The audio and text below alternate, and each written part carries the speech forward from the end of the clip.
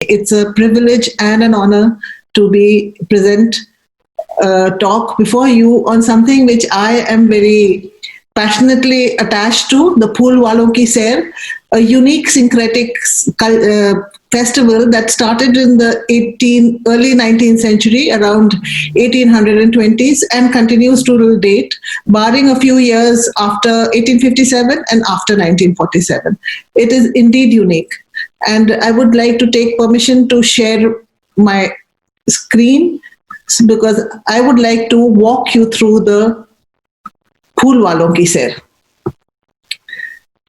Now, the Phool Walon Ki Sair was started, as I mentioned, in the early 19th century in the reign of Akbar Shah II, who was the second last Mughal emperor. Akbar Shah had inherited a very syncretic outlook from his ancestor, Akbar the Great, who was responsible for establishing a pluralistic and splendorous empire. Barring a few ups and downs, the Mughal Empire in the 19th century, even though it had diminished considerably and the emperor's powers were limited, he was in fact a pensioner of the British. Its name still invoked grandeur, and that is why in 1857, when the soldiers or the sepoys of the British East India Company decided to rise up against their masters, they rode to Delhi and came and called out to Bahadur Shah Zafar to lead them against the British officers. In fact, even then, the proclamation was Khilkat Khuda ki, Mulk Badshah ka, Hukum Company ka. तो मुल्क तब भी बादशाह का ही था, and it remained that way till the end of 1857 when the fall of Delhi occurred and the British were able to capture Delhi and exile the Mughal emperor in 1858. Now there are many interesting stories about how Phool Walon Ki Sair started. Phool Walon Ki Sair is mentioned by almost everybody writing in the first half of the 19th century. Ghalib says, Delhi की हस्ती मुनस्सिर है कई हंगामों पर, किला चांदनी चौक हर रोज मजमा जामा मस्जिद, हर हफ्ते सैर जमुना के पुल की, और दिल्ली में हर साल मेला फूल वालों का. ये पांच बातें अब नहीं, फिर दिल्ली कहाँ. He is talking of this post 1857, the uprising of 1857. Sir Syed Ahmad Khan, writing in 1846 in the first edition and 1847 in the first edition and 1856 in the second edition, also talks about certain monuments being associated with the Phool Walon Ki Sair. In 1889, there is an account by Mirza Hairab Dehelvi called Phool Walon Ki Sair, which also describes the entire way the Sair was held and the Mela took place. But he doesn't give any reason for it. Neither does Zahir Dehelvi, who wrote Dastan-e-Ghadar. Again, he mentions the Phool Walon Ki Sair, but he also does not mention why it happens. This explanation is given in 1885 in Bazm-e-Akhir by Munshi Faizuddin, who was a courtier in the of Mirza Alahi Bakhsh, Salatin, and the father-in-law of the Emperor Bahadur Shah Zafar, and who had access to the court and in fact was in and out of the fort. So the description that Munshi Faizuddin gives is that Mirza Jahangir, who was the third son of Akbar Shah II, and his favorite wife Mumtaz Mahal, was very headstrong, rebellious, and what we would say in Urdu, sarkash. He was also very fond of alcohol and extremely rebellious towards the British. During that time, the resident, as I had said, the Mughal emperor was already a pensioner of the British, and a British resident had been sent to the court of the Mughal emperor, and it was he who took most of the decisions. So Sir Archibald Seton was the resident of that time. Mirza Jahangir decided to confront Archibald Seton, and in court one day called him a Lulu, and he said, "Lulu hai betu, Lulu." Now Archibald Seton was very well acquainted with Urdu, so he knew what Lulu meant. But the courtiers who were around, realizing that the resident's face had fallen, immediately said, "Sarkar, ye to Arbi wala Lulu hai, aapko naya moti keh raha hai ye." He kept quiet. He decided to be let prudence rule the day. But Mirza Jahangir was not content, and the next day, or after a few days, he was standing on the edge of the Naubat Khana when he decided to take a pot shot at Sir Archibald Seton. Archibald Seton was not hurt, but his orderly was killed. And that was that. After that, it was decided, a court was held, Darbar was held, and the resident said that this boy needs to be schooled and he will be exiled to the Allahabad fort. Mirza Jahangir was sent to Allahabad, and his mother, Mumtaz Mahal, whose favorite he was, cried and cried, and it is said that she made a vow that if my son comes back, I will offer a chadar to Qutubji, that is Hazrat Qutubuddin Bakhtiar Kaki, one of the most popular saints of Delhi, a Chishti saint who is the Khalifa of Hazrat Moinuddin Chishti of Ajmer. Now, he was very popular with the Mughals. The two saints of Delhi, the two Chishti saints, Hazrat Nizamuddin Aulia and Qutub Sahib, as he is called, were both favorites of the Mughal emperors. And from Shah Alam II, we keep hearing of many occasions on which the kings or the emperors would go to Mehroli. In fact, Akbar Shah had even got a small palace built there, which was called Jangli Mahal, to which Bahadur Shah Zafar added a very beautiful gateway and a set of apartments, and after that it's called today Zafar Mahal. But at that point of time, it was still called Jangli Mahal. Mehroli, being a very, very hilly and wooded place, became a serga and a resort for the Mughal emperors, especially during monsoons. Now, this is Mirza Jahangir's grave in Hazrat Nizamuddin Aulia Dargah. It is from the British Library, and these are pictures and portraits of paintings of Mirza Jahangir. As you can see, he's a young boy. Now, as I said, these accounts of Mirza Jahangir we find in 1885, Munshi Faizuddin, then we find it in Delhi Ka Aakhri Deedar, and in there's a book called Phul Walon Ki Sair by Faratullah Beg, in which he describes it in great detail. And I have read that as well as many other books written during that period, including Lal Qile Ki Ek Jhalak, Qila Mohalla Ki Jhalkiyan, all of which describe this Phul Walon Ki Sair. So whether the Mirza Jahangir story is correct or not, the rest of the Phul Walon Ki Sair is definitely authentic because it's mentioned by everybody, starting from Sir Syed Ahmad Khan. Now, Zahir Dehlvi gives a very interesting anecdote. He is describing Bahadur Shah Zafar's skills in horsemanship, and he says that it is said in those days that there are only 2.5 people who are good horsemen. One is the emperor himself, the other is his brother Mirza Jahangir, and the half is some Maratha. He doesn't give the name of the Maratha, but Dhai Sawar hai. And the reason for Mirza Jahangir being a very good horseman, he gives is that he jumped his horse across the moat in the Allahabad fort to escape the British. Whatever may be the story, there are in Faratullah Beg's book, it says that it was Seton who brought Mirza Jahangir back to visit his parents. Mirza Jahangir did come, and the queen decided to fulfill her vow and go to Mehroli, or Qutubji as it was called in those days, to go to Qutubji to offer a chadar at Qutub Sahib's Dargah. 200 rupees were marked and given to the flower sellers to make pankhas and chapar khuts. Chapar khuts are canopies which are offered onto the shrines of the saints. So, and pankhas were made, also floral pankhas, and that is why after that the sair started getting called Saire Gul Farosha or the Phul Walon Ki Sair, which is the Urdu translation of the Farsi word.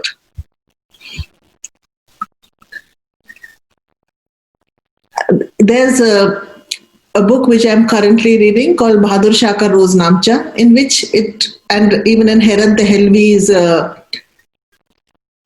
book Phul Walon Ki Sair, it says that, 2 months before Bhado, the fair was held on the 15th of Bhado. So 2 months before Bhado, the people would start preparing for the fair, and the date would be fixed. It was normally 15th of Bhado, which fell sometime around August, September. Today, the fair is held in the end of October or November, not during monsoons. But under the Mughals, the fair was held in the monsoon months, in the month of Bhado. Now I can take you to the Sair. In Dastan-e-Ghadar, there is a beautiful description of the bathers at the Yamuna in the morning. On the day 11th of May, when the soldiers come, the sepoys come riding up to the Musamman Burj of the Red Fort. And the chapter starts with a beautiful verse, Subhe hui gajar baja, मुर्ग़ सहर का गुल हुआ, करने लगे चमन चमन, मुर्ग़ चमन नवागिरी. मस्जिद खानका से शोर उठा सलात का, देर में जाकर ब्राह्मण करने लगे Hari Hari. This describes the syncretic culture of Shah Jahanabad as I found it in the Urdu accounts and as I found it when I spent 3 to 4 years roaming each and every gully and kucha of Shah Jahanabad while writing, translating Asharu Sanadid and writing my own book on Shah Jahanabad. Bahadur Shah Zafar, as you know, was very fond of music, so were all the Mughals, and he had very famous musicians at his court, including Tanras Khan, who was a descendant of Tansin. And he would be woken up with music, he would sleep with music.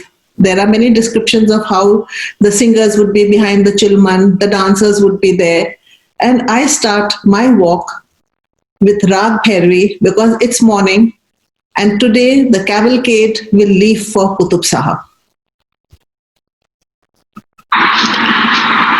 जागो मोहन प्यारे जागो भोर भई अब काहे को सोए उठ उठ नंद किशोर जागो मोहन प्यारे सूरज की पहली किरणों से वसुंधरा पे हुआ बसेरा उठ उठ नंद किशोर जागो मोहन प्यारे जागो जागो मोहन प्यारे जागो.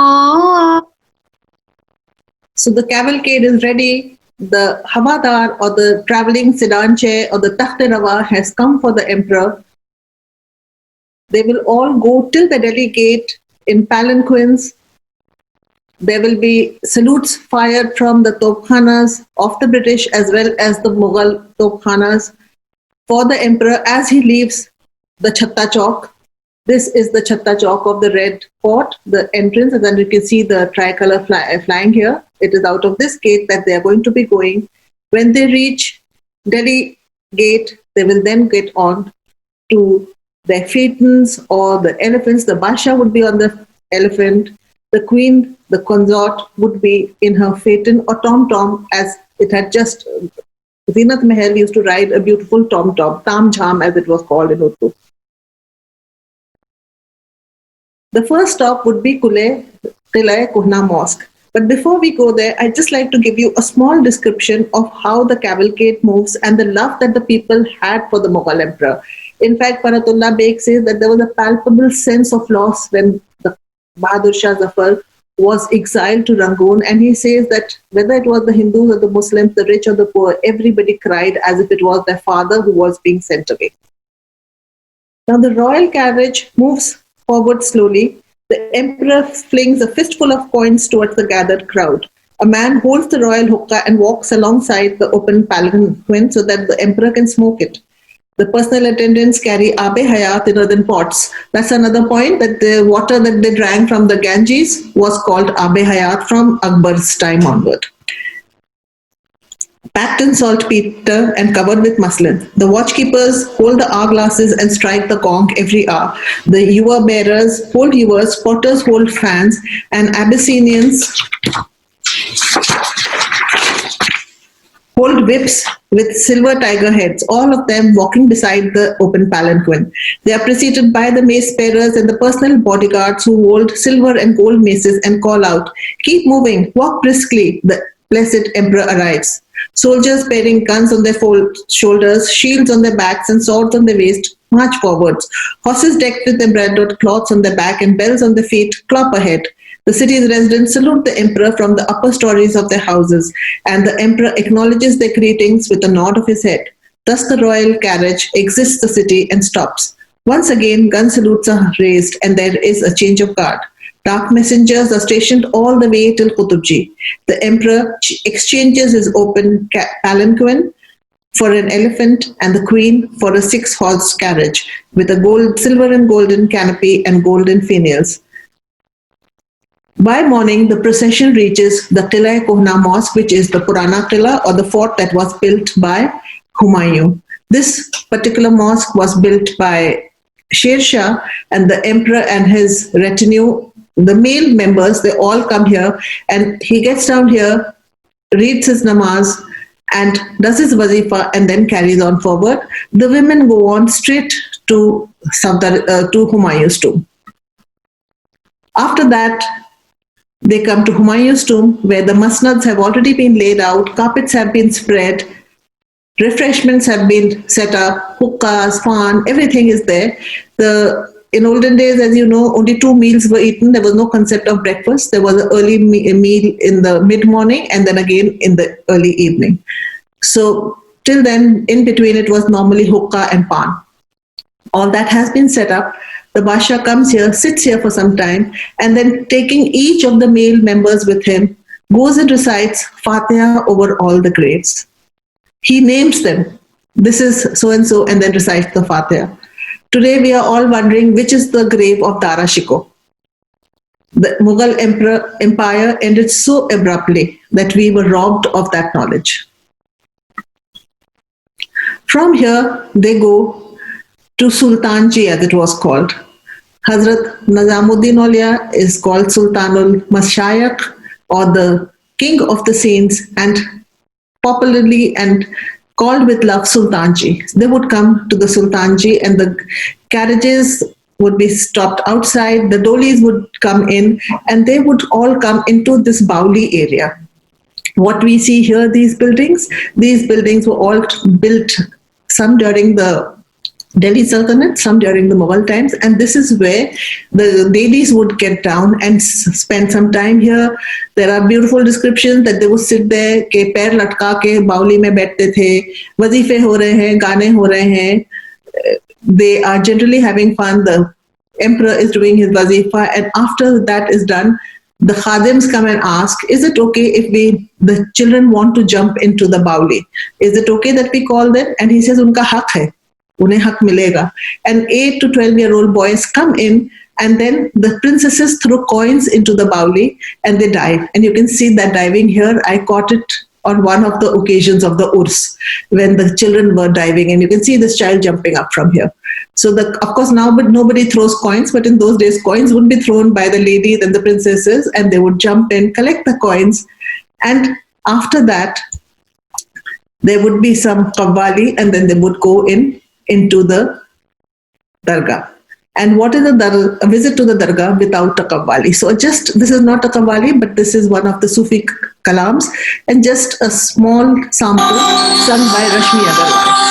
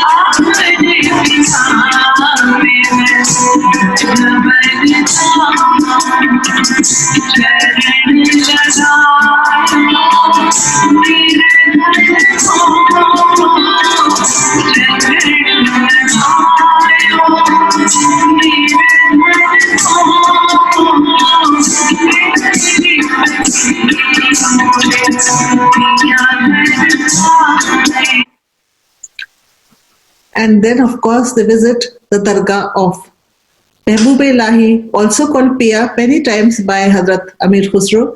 And it is Hazrat Amir Khusro's Dargah, which is here at the bottom. This is a photograph that I took during his Urs, which they would visit first. They would go there, visit there. The ladies would stand outside, the men would go in. And then after that, they would come to the Dargah of Hazrat Nizamuddin Aulia. The women, it is described, stood outside at the door. कोई दामन फैलाया है, कोई खाक उठा रहा है चौखट की, कोई दुआ मांग रहा है. दुआएं तो सभी के पास है मांगने के लिए. And who is it who doesn't need prayers and blessings all the time?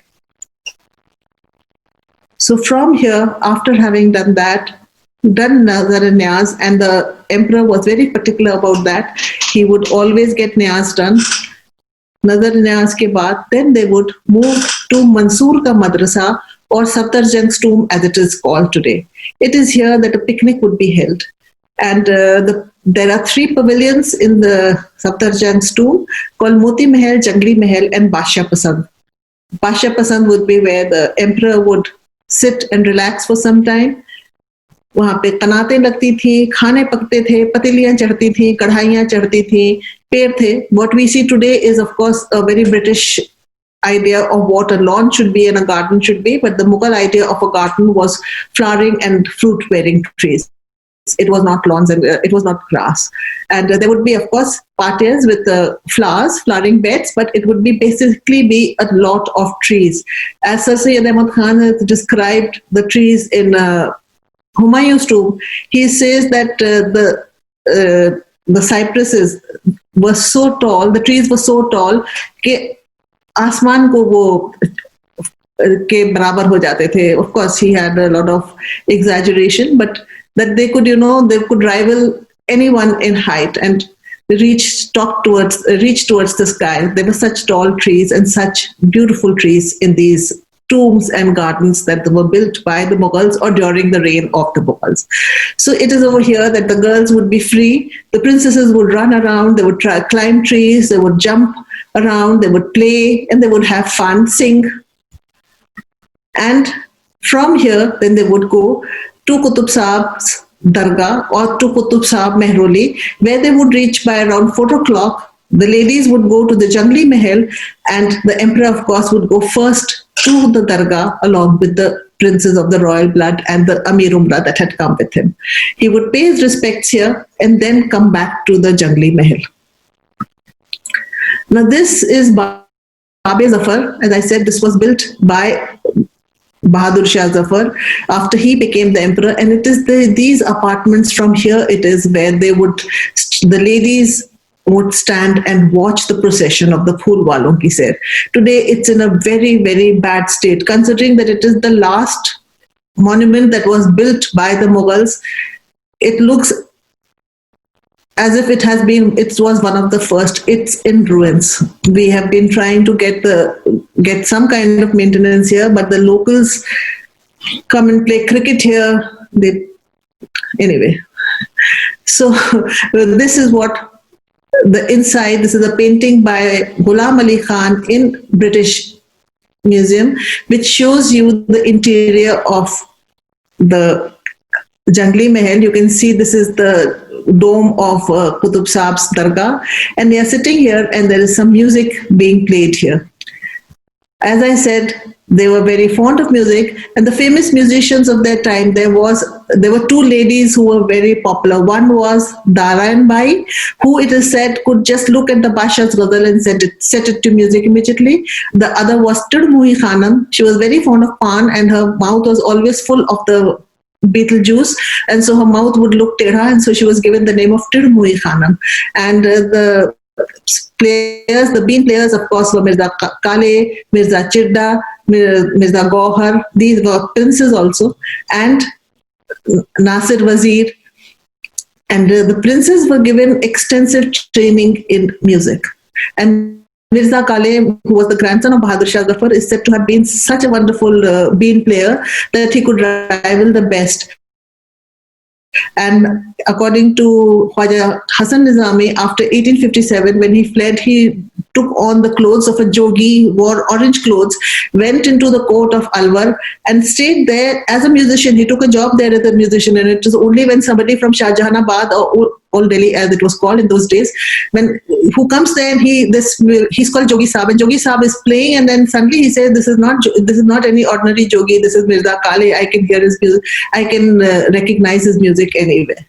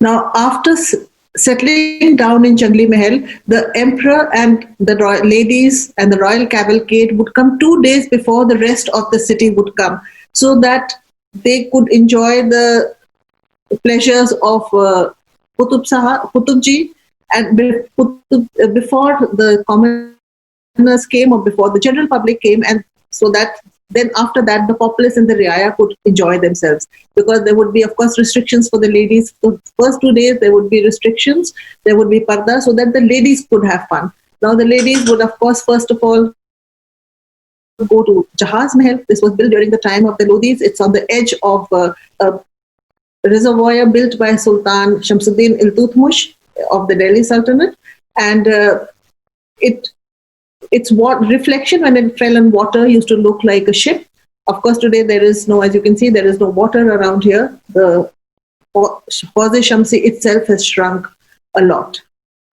So they would come here, they would play here, and this Jahaz Mahal was apparently built as a place where people could come, who the devotees who came to visit Qutub Sahab could come and rest here.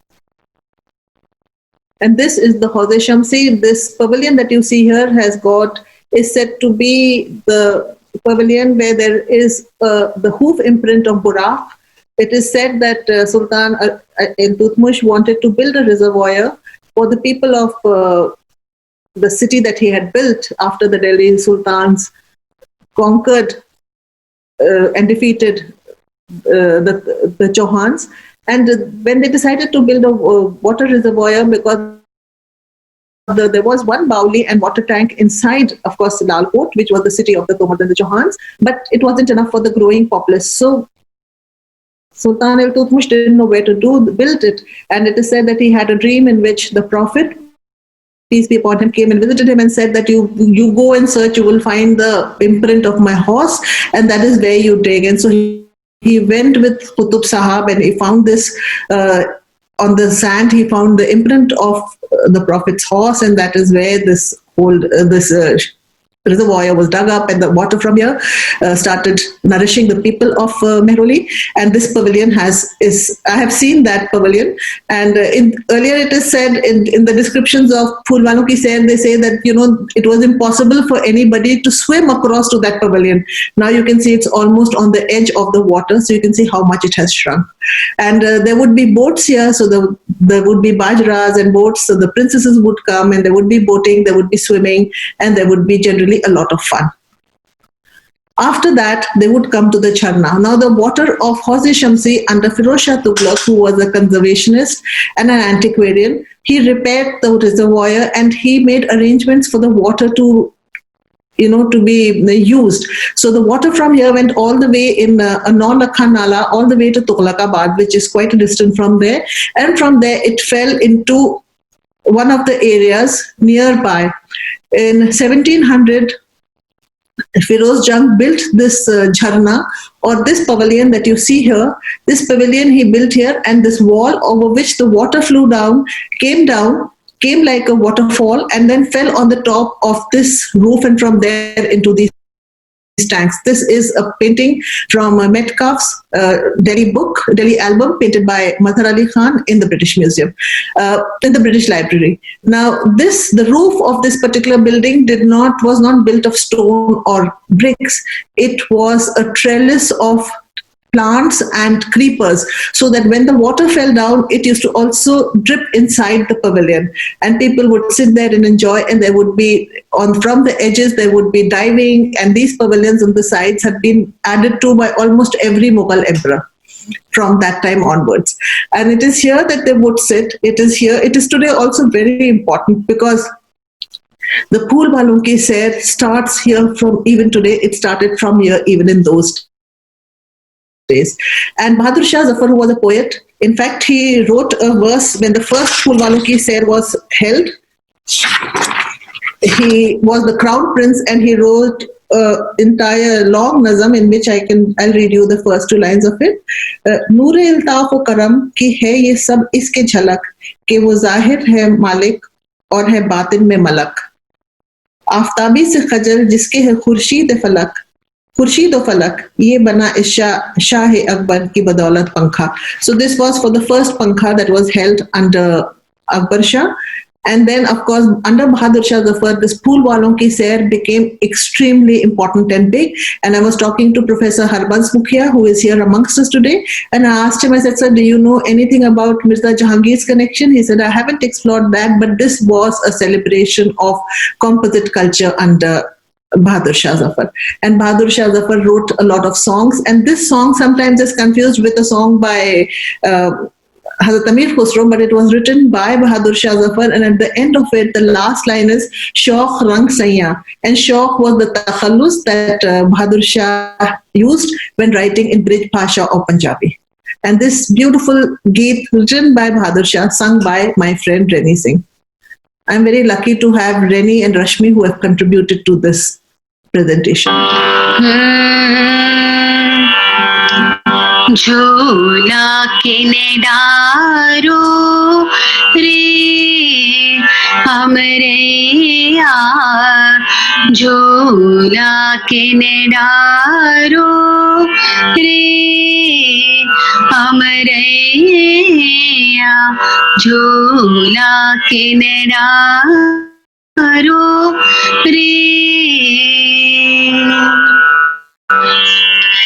दो सखी झूले दो ही झुलाए, दो सखी झूले दो ही झुलाए, और बूंदे पड़े हुइया हुइया, और बूंदे पड़े हुइया हुइया, झूला के डारो रे,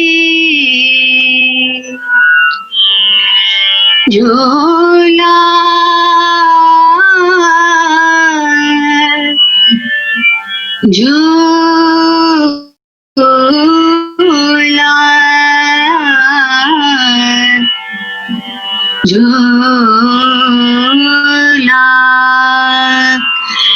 झूला के डारो रे हमरे यार, झूला के डारो रे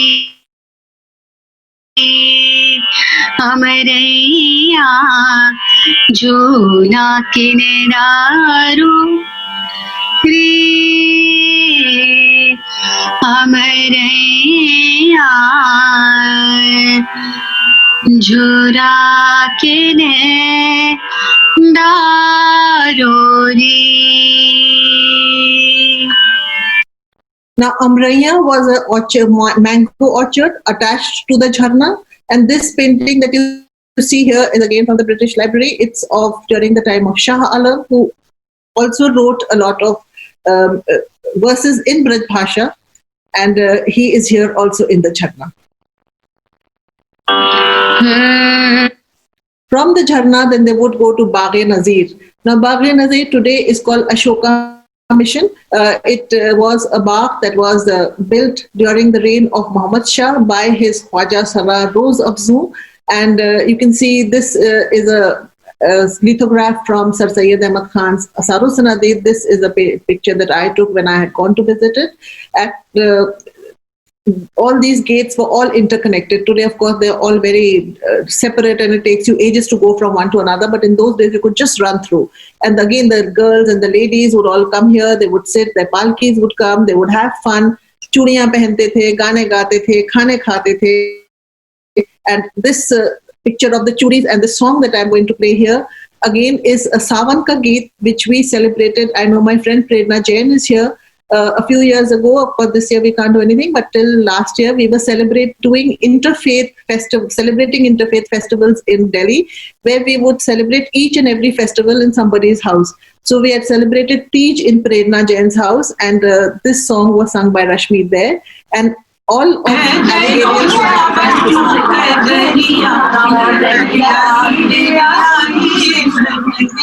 कैसे खिले देखो सावन नजरिया बहरिया तेरी आई जिंदगी. फिर वो ननद कहती है तू तो जात हो अकेली क्यों संग न सहेली. तू तो जात हो अकेली क्यों संग न सहेली. दोनों रोक लई है दोनों रोक लई है तो हरी डगरिया बहरिया तेरी आई जिंदगी. In Aligarh, when I was studying there, we would celebrate Sawan. There would be jhulas put up. My provost at that time was Mrs. Suraya Hussain, and one of the most wonderful persons I've had the pleasure to know. She was my mother's class fellow, and she would, hold these. We would celebrate Basant, we would celebrate Sawan, and this song "Kaise Khelan Jaiyo Sawan Ma Kajariya" was a favorite with Aligarh. I don't know whether how many of you recognize this song or no, but when I was in Aligarh, this song was sung every Sawan and was a favorite kajri. Now the food. You can't forget the food. Now the kind of foods that were, these of course are dishes that have been cooked by me, but the kind of foods that were cooked under them and which were cooked for the royal khasa, as it was called, the royal dastarkhan, were the pulaus, Jilani, Irani, Noor Mahli, Zamurudi, Nargisi, Moti pulao, दो प्याजा, चाशनी दर मछली, खासे के करेले, शाह पसंद दाल, कलिया कुंदन, कोफ्ते पसंदे, दुलमा दो बुरेनी राता, मुर्ग musallam, samosa, and parathas, bakar khanis, and of course salwa, khajle, imarti, halwa sohan, and andrasa. Andrasa, which is here, is still, this is from a shop in Shahjahanabad, and these सावन के जो खाने होते हैं ना, पकवान खास जैसे अंदरसे होते हैं, ये पकौड़ियाँ होती हैं, ये सब अभी भी बनते हैं. This is a dish which is was taught to me by my mother-in-law. It's called kali amba, which is shami kebab with and if anybody is interested in any of these recipes, they're all on my blog. Now, they would also go and visit the monuments in Mehroli, and in Asarosana Asdeed, Sir Syed says, it is famously said that whoever is looking up at it, that is at the Qutub Minar, has to hold on to their caps and turbans. It is so lofty that men think they can catch hold of the sky from its top and climb onto it. In the monsoon, during the procession called Phool Walon Ki Sair, on descending from the top of this minaret, 12 people found that it had been raining. God is the greatest. Even the clouds are lower than his minarets. Now this is a print of a painting from the collection of Mirza Sikandar Changezi, who is a descendant of Genghis Khan, and he's got I think, a mile-long shajara that to prove that, and his family has been living in Shah Jahanabad. They came with Shah Jahan from Agra, and he has many precious items in his possession, which he very generously shares. Now, this, as you can see, it's a very crowded procession, which we will now come to. Now, the Phool Walon Ki Sair, this is of course from last year, but the Phool Walon Ki Sair, as I said, would start from the Jharna. They would come in procession they would first, now to come back to the syncretic nature of it, they would, under the Mughals, on a Thursday, they would first go to Jog Maya temple, which is a temple that is associated with Lord Krishna's sister, Jog Maya, who was swished in the prison cell. And it is said that Kans threw her so hard that she came and fell in Delhi, and the place where she fell is where the mandir was established. Now, under Akbar Shah, one of his treasurers, Siddhi Mal, was asked to build a temple, and a temple was built in the 1820s in that place when the Phool Walon Ki Sair was started. And on Friday, they would go to the Dargah. Today, it has been reversed. Today, they go on Thursday to the Dargah and on Friday to the temple. Now, Mirza Faratullah Beg describes occasion in 1846 where he says in his book, he says that when the Mela came, and when the Mela came, of course, it would be, aage, just as we have the Republic Day parade in India, there would be these takhtas. The takhts would be made into a platform. The first of all would be the Nafiri Walas, after that the dancers, the Dera Walis, after that the horses and of the Amir Umra princes, etc. There would be a Shakur Kukkad Wala who had a hookah. The kukkad is the name for the hookah. The pipe was so long that he would fling it up to the upstairs balcony, and people who were peeping from top could have smoke from the hookah. Of course, they all had their own personal mouthpieces called mohanals, and so there would be that. There would be Itr Faroshi, and there would be, in fact, there is a mention of Hussaini Brahmins also who attended Sair. So all these people would be there. The Sair would come to, the procession would come to Zafar Mahal. They would stand under the pavilion and they would call out to the emperor. The emperor would, of course, send nazar and niyaz for them and give them ikram dete the. But Mirza Faratullah Beg says that on one occasion when the Emperor Bahadur Shah Zafar was asked to accompany them to the Dargah, he said, yesterday I could not go to the temple because I wasn't well, and today if I go to the Dargah, my Hindu Riaya are going to be very upset that I am going to the Dargah and didn't go to the temple. He says, if I could not go to the temple, I will not go to the Dargah. And as you can see, these are from 2015. This is from 2017, I think. There is a very syncretic pankha that is offered. You can see a picture of the green dome, and you can see Durga Ji here. You can see ayats here. You can see again Durga Ji here. This is from Uttar Pradesh, and this is now that just as you have in Republic Day, people from every state sends its own pankha. This is the Yogmaya Mandir, and this is from Mazhar Ali Khan, Delhi album. And this is the building that was built by Siddhi Mal under Akbar Shah to accommodate the worshippers who came for the Phool Walon Ki Sair. And Akbar Shah, when he is decided to have it every year, said that this will be a beautiful way in which to promote communal harmony. Our Hindu brothers will go to the Dargah and offer the flowers along with their Muslim brethren, and vice versa in the temple. This is the pankha, this is the mandir. And before I go further, just Radhika Shyam Sundar ko pyari, Radhika Shyam Sundar ko pyari, Radhika Radhika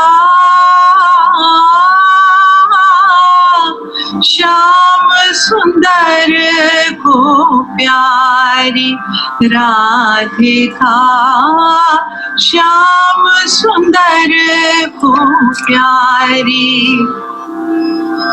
नख शिख अंग अनूप विराजित, नख शिख अंग, नख शिख अंग,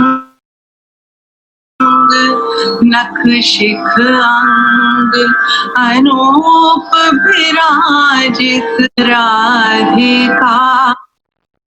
The next day, they would go to Qutub Sahab, and as you can see, they offered a chadar over here, and there would be Qawwali. Now, this is one of the few dargahs where the Qawwali is held. It's a Chishti dargah, but not inside the courtyard. It's outside because Hazrat Qutub Sahab died in a state of Washt, and that is why they don't play while hearing in a Sama Mehfil. So the music is never performed inside.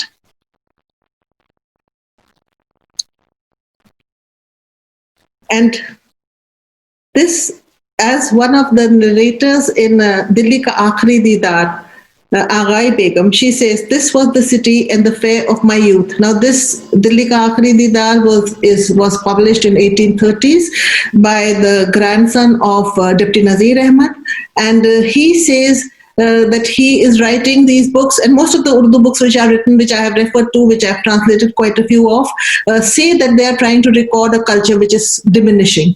And he talks to Aghai Begum, who was a Mughlani in the Red Fort under the Mughals, and she is saying, this was the city and the fair of my youth. Hindus and Muslims lived and celebrated together, and there was born harmony between them. Even though the empire was tottering, Mughal culture persevered. Muslims were ready to sacrifice their lives for Hindus, and the Hindus couldn't live without them. If one was the Nausha, the other was the Shahbala. Now the tide has turned, and the ones with gravitas have been buried in the debris, while the worthless ones jump up and down. The same city has now become a ghost of its former self and seems to be devouring everyone, one by one. People are scared of their own shadows. It's as if someone has cursed the city. Enmity has seeped into our bones, and the hostility between the two communities never seemed to end. Till the Mughals ruled India, this festival was celebrated with great pomp and show. It was stopped for a few years, again restarted by the British, and then again it was stopped in around 1942, I think, and started in 1962 by Jawaharlal Nehru. And in fact, the last place where Gandhiji went to before he was assassinated was Qutub Sahab ki dargah. So I hope you all enjoyed this peep into the past. Wonderfully presented. बहुत शुक्रिया आपका. ये जो फूल वालों की सैर है, ये तो शुरू ही अकबर शाह सानी के जमाने से हुई थी, और मैं आजकल वो पढ़ रही हूँ बहादुर शाह का रोजनामचा, जो उनके 2 अखबारों के उस पे बेस्ड है, कि जो अखबारों में खबर निकलती थी. तो उसमें तो ये है कि इन्होंने अकबर शाह के जमाने में तो 200 रुपए वो दिया करते थे फूल वालों को इस सैर के लिए तैयारी करने के लिए. अच्छा, अमीर उमरा अपने पैसे खर्च किया करते थे, काफी कर्जा साहूकारों से ये बादशाह लिया करते थे. और बहादुर शाह का तो बहुत जिक्र है उसमें, बहादुर शाह के रोजनामचे में, कि उन्होंने इसको 5 रुपए दिए, उसको 60 रुपए दिए, लेकिन इन्हें नजर भी बहुत मिल रही थी. और जब तक के बाद में खत्म नहीं हुई, बाद में आखिरी सालों तक तो इनकी नजर खत्म हो गई थी, अंग्रेजों ने खत्म कर दी थी, लेकिन पहले तो इन्हें नजर मिला करती थी. तो उसी सब से अपने खर्चे चलाते थे, और 1,25,000 करीब इन्हें पेंशन मिला करती थी, जिसमें से काफी इन्होंने बहुत संभाल के खर्च किया. और इसीलिए अब आप देखिए कि जो इमारतें थी, जो किला है, किला मोहल्ला, वो खुद ही काफी खस्ता हाल में हो गया था, उसकी मरम्मत नहीं करा पा रहे थे.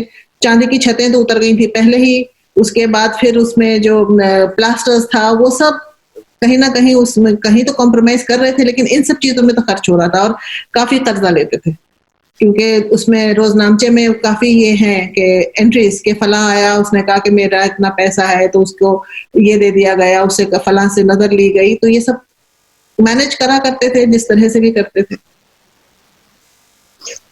शुक्रिया मैडम. एक सवाल है संदीप साहब का. Ma'am, could you please share your views on Basant festival in Nizamuddin Dargah? Sandeep, इसके बारे में मैंने लिखा है. I have written an article in the Scroll. You can read that. I've described it in my book also. This Basant festival was celebrated under. It has been described very beautifully by Dargah Quli Khan in Muraqqa, Delhi, where he talks about it being held in 5 dargahs, not just Hazrat Nizamuddin. Today it's restricted there, lekin it would start from Paharganj, from the dargah of Qadam Sharif, and then come to Delhi, to the Shah Jahanabad, and then it would end up in Qutub Sahib ki dargah. So it was celebrated from then, and it is still celebrated, but today it's just in one particular dargah only. It was started because of Hazrat Amir Khusro and Hazrat Nizamuddin Aulia. And women are not allowed in many Chishti dargahs, except for Ajmer. And even in Mahim Dargah in Bombay, I have been inside, but there are a lot of restrictions on women in the dargahs nowadays, especially more. बहुत बहुत शुक्रिया राना पा for a very fascinating lecture, no doubt. जाहिर है कि जितनी इसकी तारीफ की जाए वो कम है. जिस तरह आपने पूरे इस फूल वालों की सैर को शुरू से और आखिर तक इसका आपने तारुफ हम लोगों से कराया. मैं सिर्फ इतना कहना चाहता हूँ कि ये जो फूल वालों की सैर हालांकि लेटर मुगल पीरियड में ज़ाहिर शुरू हुई और क्लासिकल मुगल पीरियड में इस टाइप की कोई सैर नहीं थी, लेकिन ट्रेडिशंस जो गंगा जमनी तहजीब के या जो आपस में एक दूसरे के फेस्टिवल्स बनाना, उनमें शामिल होना, वो बहुत पहले से चला आ रहा था. आप अगर अकबर के पीरियड से देखें, जहांगीर के पीरियड को देखें, यहाँ तक के शाहजहां के दौर को देखें, तो तकरीबन हर एक दौर में इस टाइप के फेस्टिविटीज जहां एक दूसरे के फेस्टिवल्स को मिलजुल के मनाने का जो एक कस्टम था, वो मुगलों के यहाँ बहुत ज़्यादा आई थिंक के डेवलप था. और तकरीबन हर दौर में, यहाँ तक के जिनको आप औरंगजेब आलमगीर के नाम से जानती हैं और जिनके बारे में ये कहा जाता है कि बड़े सख्त थे और उन्होंने पाबंदियां लगाई, यहाँ तक कि उनके पीरियड में भी. फॉर एग्जांपल आपके ही दिल्ली में जो एक आध दरगाहें हैं या इस टाइप के मकामात हैं, उनको एक तरीके से पॉपुलैरिटी जो मिल रही है वो औरंगजेब के पीरियड में काफी मिली. प्लस ये भी मैं आपसे लोगों से जो सुन रहे हैं ये बयान करना चाहूँगा, राना आपा ने उस चीज़ का जिक्र किया अपने लेक्चर में. दरगाह कुली खान का जो मुरक्का दिल्ली जो एक अकाउंट है, वो हम लोगों को तकरीबन हर ज़बान में दस्तयाब है. उर्दू में भी मौजूद है, अंग्रेज़ी में उसके कई तर्जुमे हुए हैं, उनको अलग अलग एडिशंस में छापा गया है. और ये तकरीबन 1740 के आसपास का लिखा हुआ अकाउंट है. और इसको अगर आप पढ़ें, एक शख्स है जो दक्कन की तरफ से चलता हुआ दिल्ली आया और तकरीबन उस वक्त जब अभी दिल्ली को ताराज नहीं किया गया था और उस वक्त वो वहां पहुंचा था और दिल्ली की ताराजी के बाद उसने ये अकाउंट कंप्लीट किया था. तो इसमें जो तस्करे उसके मिल रहे हैं, कहाँ कहाँ कौन से फेस्टिविटीज बनाई जा रही हैं, किस बाजार में क्या हो रहा है, वो सारे अकाउंट पढ़ने के बाद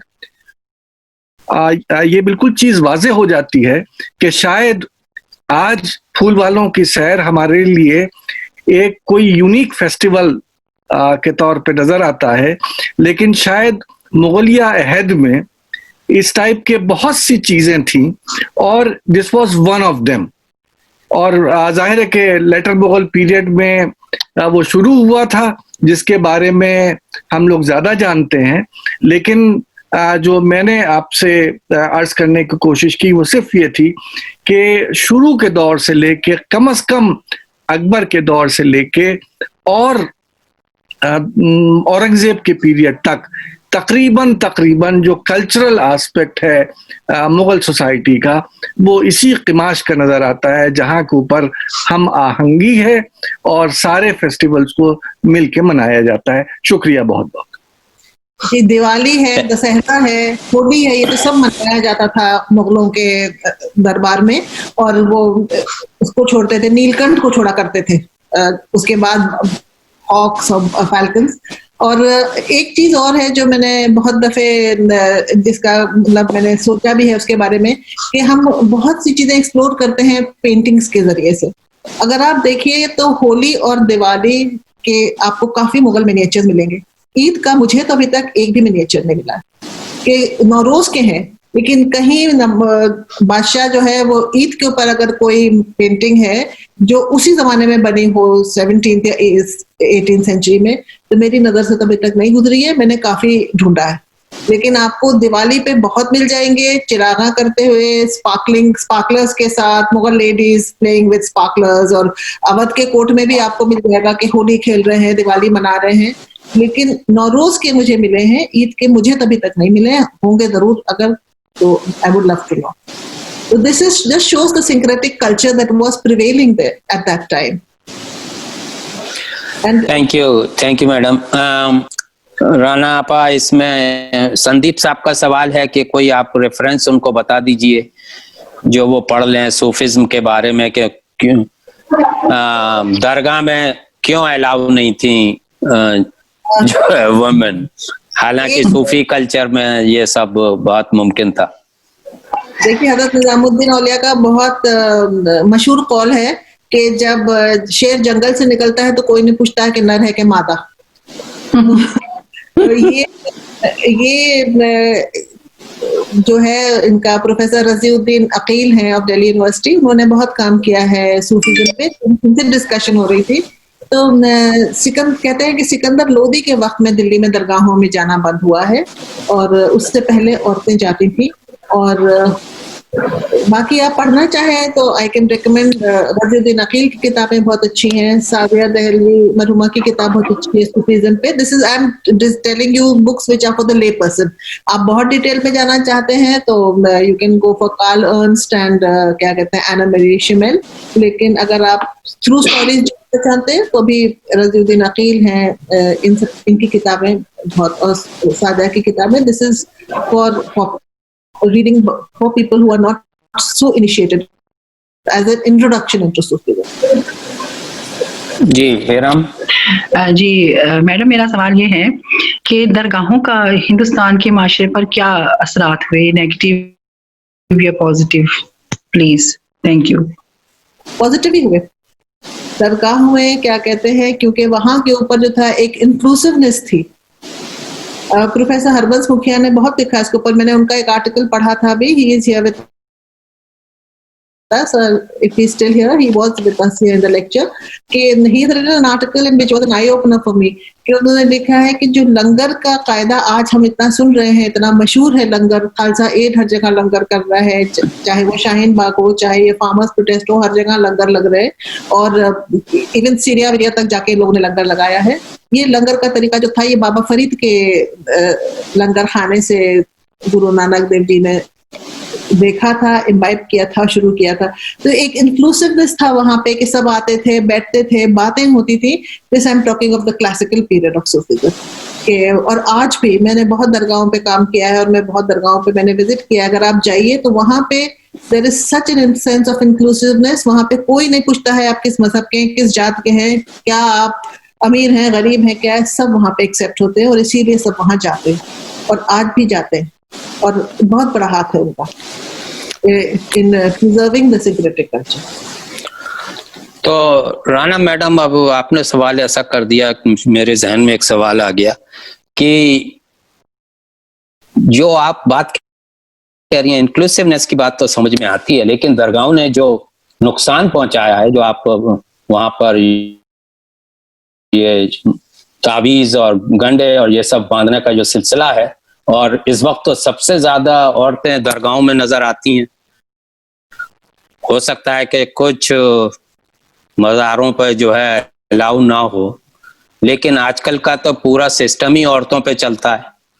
और फिर आपने देखा है वो कितनी ऑर्थोडॉक्सी और ये जो है एंटी इस्लामिक कल्चर जो है, उस पे आप क्या कहेंगे?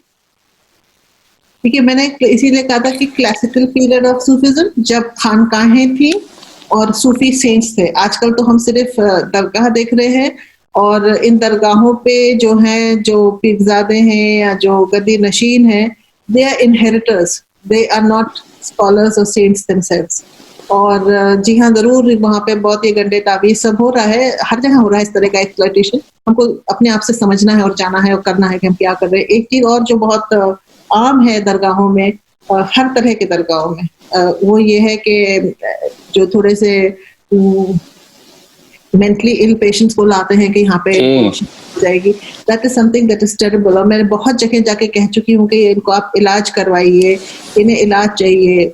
लेकिन मैं तो वहाँ बीजापुर में गई थी, मैं बीजापुर की ऑलमोस्ट हर दरगाह पे गई, अमावस पे गई थी, और वहाँ मैंने देखा था कि बहुत से लोग थे वहाँ के आसपास के गांव के, मुस्लिम गैर मुस्लिम, सब वहाँ पे आए थे कि हमारे पर असर है और अमावस के दिन असर उतर। राइट चीजें तो हो ही रही हैं और ये प्रमोट हो रही हैं। बट जो मैंने पहले बात की थी, जिसका इन्होंने इरम ने पूछा था, was about the classical period. Nadeem, professor Rizvi जो है, he is doing a session, a series of lectures in Asha and Ganga Jamni heritage called Reflections of a Shared Past. They have some fantastic lineup and they've had some fantastic lectures there. और इसी के ऊपर जिसकी हम आज बात कर रहे हैं, तो ये जो shared reflections on a shared past में आप देखिएगा, इनके YouTube पर हैं। Nadeem can tell us the site, it's Ganga जमनी के नाम से है YouTube पर। उनके बहुत जबरदस्त वृंदावन के ऊपर एक आचार्य आए थे, गोसाई साहब आए थे, और प्रोफेसर्स कहाँ से ये लोग लेके आ रहे हैं। They are discussing it, they are having a series on the sources. Historiography जो है वो इतनी इंपॉर्टेंट है, उसके ऊपर भी ये कर रहे हैं लेक्चर्स। सो ये गलत फहमियां दूर करने की हम लोग कोशिश कर रहे हैं। फिलहाल तो एक बहुत छोटा सा चिराग लेके अंधेरे में निकले हैं, लेकिन अल्लाह ने चाहा, देखिए एक हिम्मत है हमारे अंदर कि जब कभी भी अंधेरा हटेगा तो ये चिराग भी नजर आएगा। तो इस बात को एम्फसाइज कीजिएगा कि ये लोग बाहर से आए हुए नहीं है तैमूरियों जो कहते हैं, बल्कि ये अब इंडिजिनस या राजपूत हैं, जहां तक जेनेटिकली ताल्लुक है। तो है ही आमिर साहब सही फरमा रहे हैं। ये तो सब पता है कि उनके अंदर अकबर के बाद इंडियनाइज थे, लेकिन बहरहाल आमिर साहब जो सवाल आपने उठाया है वो बहुत मौजू सवाल है, और जाहिर है कि जो राना सफ़ी साहबा ने भी कहने की कोशिश की, और मैं उनकी तायद करूंगा कि मुगलों ने कभी अव्वल ये कि अपने को मुगल नहीं पुकारा, बल्कि मुगलों से उन्होंने जरा सी दूरी ही बरतने की कोशिश की। यहाँ तक कि बाबर तो मुगलों को बहुत अनखूत समझा करते थे, लेकिन बकौल आपके कि चाहे उनको आप तैमूरिया कहिए चाहे मुगल कहिए, ये तो कहने की बात है। देवर मोर राजपूत्स। तो बिल्कुल सही बात, क्योंकि अगर आप लेटर मुगल में मत जाइए, आप सिर्फ अकबर का पीरियड देख लीजिए, यानी अकबर पहला है जिसको आप वाकई बादशाह कह सकते हैं। शहनशाह वो ही है। बाबर इसलिए शहनशाह है क्योंकि वो अकबर के दादा थे। हुमायूं इसलिए शहनशाह है कि अकबर के वालिद थे, वरना उन लोगों के पास कुछ भी नहीं था। अकबर के पीरियड में जब 50 साल की हुकूमत है, वो एक अपनी तारीख लिखवाते हैं जो अकबरनामा के नाम से जानी जाती है। अगर आप उसको कभी मुतालिया करें तो आपको पता चलेगा कि उसमें जिस कदर उन्होंने हिंदी के और हिंदवी के, हिंदी से मुराद ये कि जो इंडिजिनस लैंग्वेजेस हैं उनके टर्म्स का जो इस्तेमाल किया, अपने खानों का जो तस्करा किया, यहाँ तक कि आपने शायद सुना हो एक बड़ा मशहूर वाकया था अदम खां, जिसको अकबर ने किले की दीवार से गिरा दिया था। उसकी भी पेंटिंग बनाई गई, और उस पेंटिंग में अकबर के तरह लिबास को गौर कीजिए, धोती बांधे हुए, है ना, बिल्कुल एक जैसे एक हिंदू एक ब्राह्मण बांधता है, उस टाइप से बांधे हुए। तो कहने का मतलब, बाय द वे, जहांगीर, बादशाह जफर छोड़ दीजिए, जहांगीर में भी जो बकौल आपके, उसमें 2/3 ब्लड जो है वो राजपूतों का है बनिस्बत मुगल होने के। इनके जो अपनी मादरी जबान है, जो घर पे बोलने वाली जबान है, वो शायद हिंदवी, न तुर्की है न फारसी है, और इनकी आपस में जो गुफ्तगू है, जो हमारी रोजमर्रा की घर की जबान होती है, वो वही उर्दू। तो ये देखें आपके बाबर के जो फीचर्स थे मंगोलाइज कंप्लीटली, और फिर अकबर शाह सानी और बहादुर शाह जफर, इनके बिल्कुल हिंदुस्तानी, they were completely Indian। Aamir साहब, बात वो नहीं है, बात ये है कि तारीखदान तो चीख चीख के बता रहा है उनके बारे में। खुद मुगल अपने बारे में जो अपनी किताबें, अपने अकाउंट्स लिख के गए उसमें बता रहे हैं, लेकिन जो अफवाहों का, मिथ्स के डेवलपमेंट का जो एक यहाँ के ऊपर एक बाजार गर्म है, उसको क्योंकि शायद जितना हिटलर से जो सीखा गया है कि जितने झूठ को आप रिपीट कीजिएगा वही सच बन जाएगा।